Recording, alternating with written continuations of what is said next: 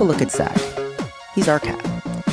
Would you believe all of his problems over the past couple of years have ranged and included dentistry issues, arthritis, he's missing part of his hip, pancreatitis, chronic renal insufficiency, some mild hypertension, some proteinuria, and a heart murmur. And to top it all off, just recently we took off a tumor from him. It was a basal cell carcinoma. Now with all these health issues, and being 19 years old, is it the inevitable? Is it time to put him to sleep? No way. Look at him.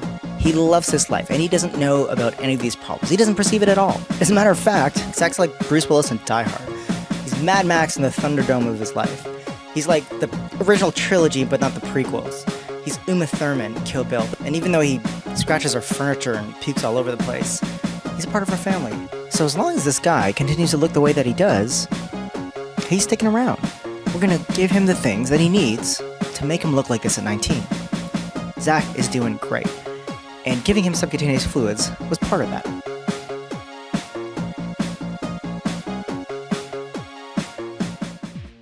So your vet sent you home with a whole mess of things, including these fluids, and we talked a lot about what could be going on. All these words sounded so alien, and they just didn't sound good, did they?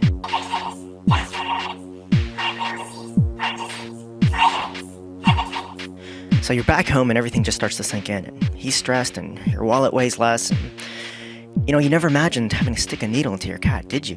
You don't want to hurt him, and maybe this is the first time you ever had some type of illness and the first time you've had to contemplate some type of treatment. At the end of the day, you just want him to get better. You don't want to feel like you're letting him down.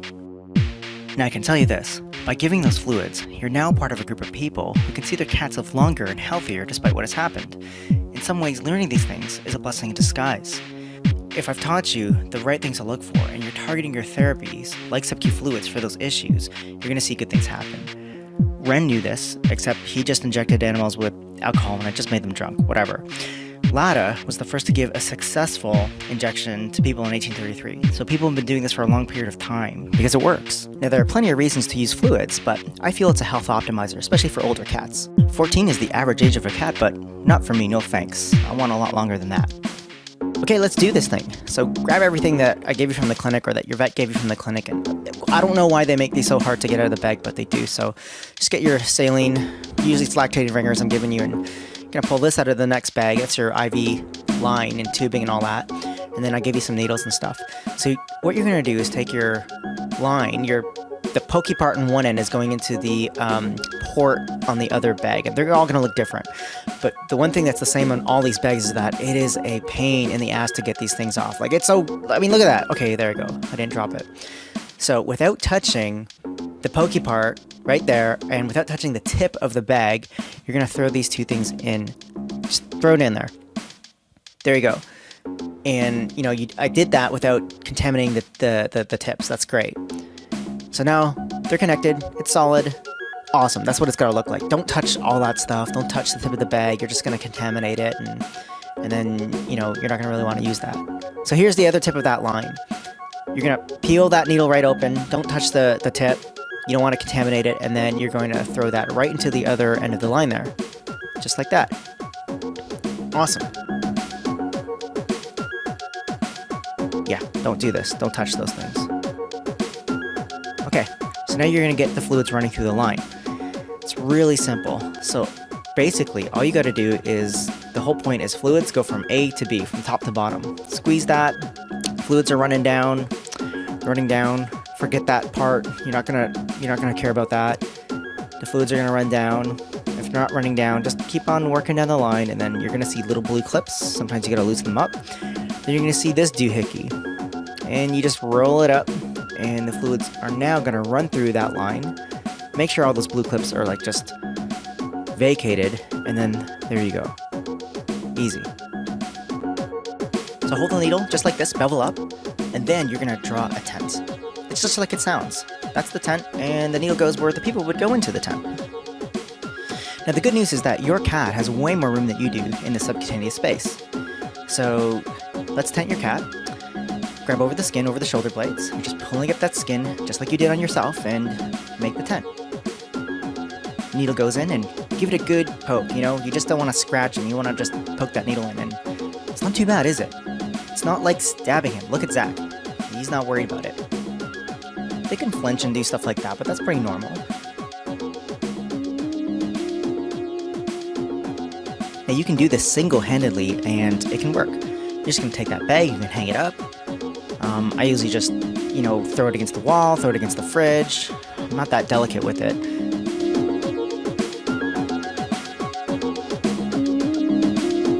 Now look in that chamber. Do you see that flow? That's a good flow. Good solid flow. It tells me the needle's in the right place in his body. I can even put it underneath my knee. And if you've gotten this far, congratulations. You've given him something that's absolutely going to help your cat.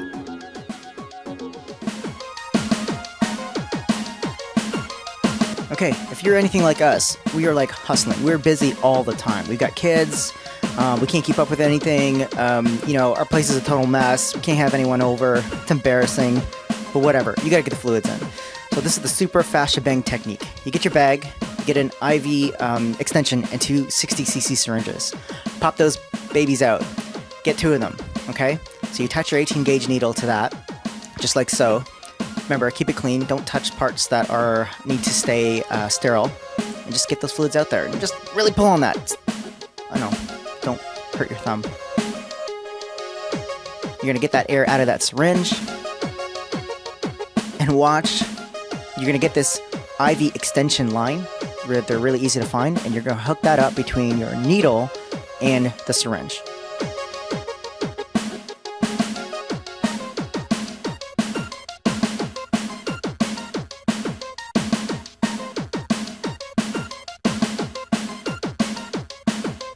And then sit back and watch how fast you can give fluids to your cat.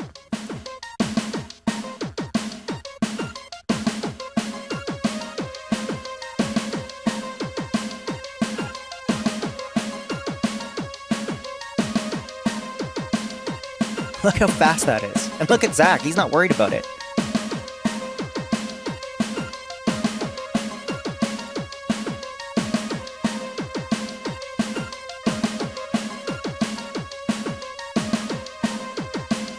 And shebang! Look at that.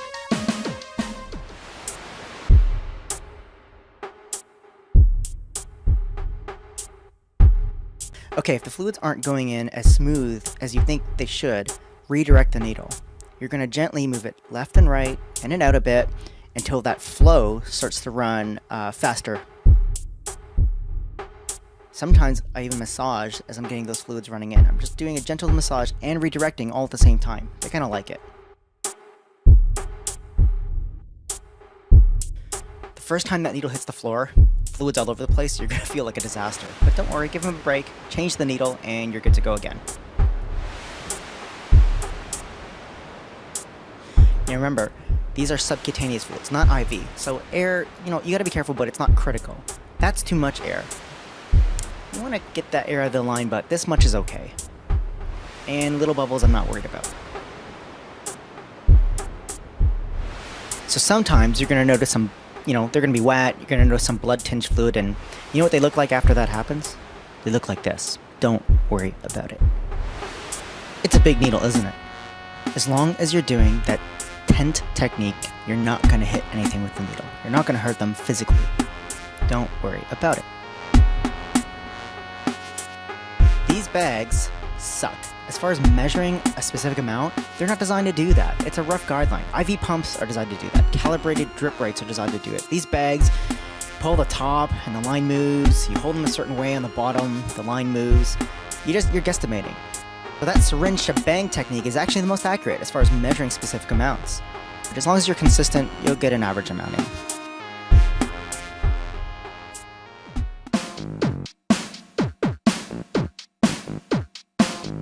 You're not giving too much, you're not giving too little. You're giving just the right amount because you've got your cat's body weight and you got a calculator. I never give fluids without doing a calculation. After I've done a physical exam on a cat and, I know their weight and I know everything I need to know about them, Subcu fluids is a very safe thing. I've never run into a problem in 10 years and thousands of doses. So even though I suck at math, I'm pretty good at doing these sort of calculations, so this is how it's done.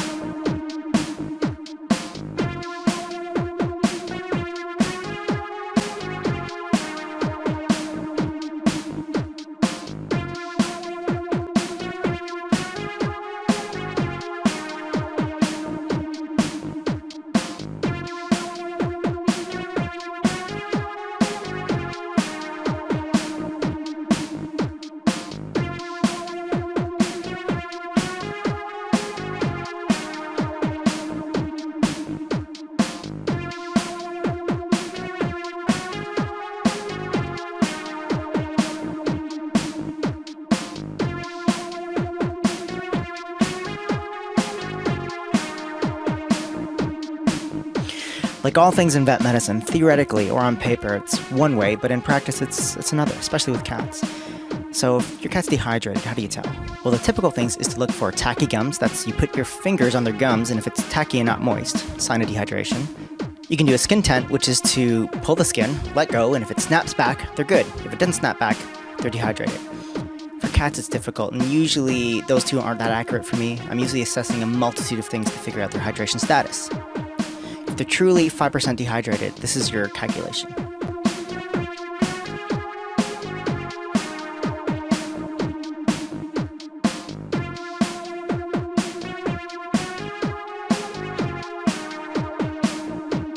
So how often should they be getting these fluids? Well, it's both an art and a science. For Zach, for example, with his multitude of issues, it goes anywhere from once a week to twice a week.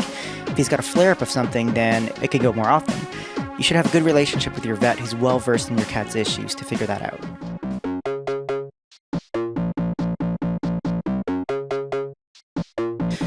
What if your cat hates this, hates getting fluids? You can warm up the fluids. Zach actually doesn't care if the fluids are warm or cool. No effect for him, but your cat might. Your cat might really care, so try warming them up. You can put them in some water. You can use the microwave. Believe it or not, they've done studies to show that it's safe to use a microwave, but it's just like a baby's bottle, not too hot. You can use the smaller gauge or bigger gauge needle. Again, Zach doesn't really care, but your cat might.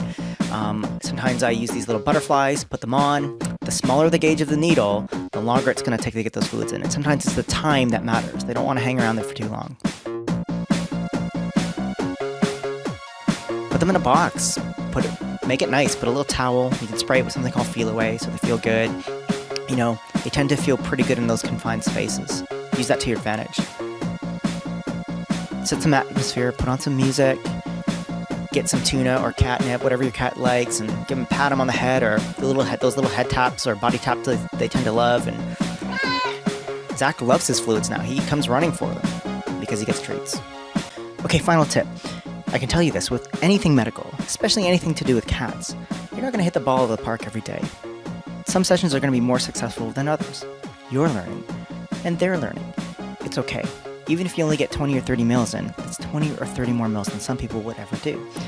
As a vet, one thing I can say with certainty is that playing catch-up is never as good as being ahead of the curve. You can catch the right things before they become problems that steal years of their life away. I do this every day for my patients. That's my goal. Then 14 can become 19 and beyond. Even if they are sick, you can turn it around and have them live to their potential. It is amazing that cats can be in our life for decades.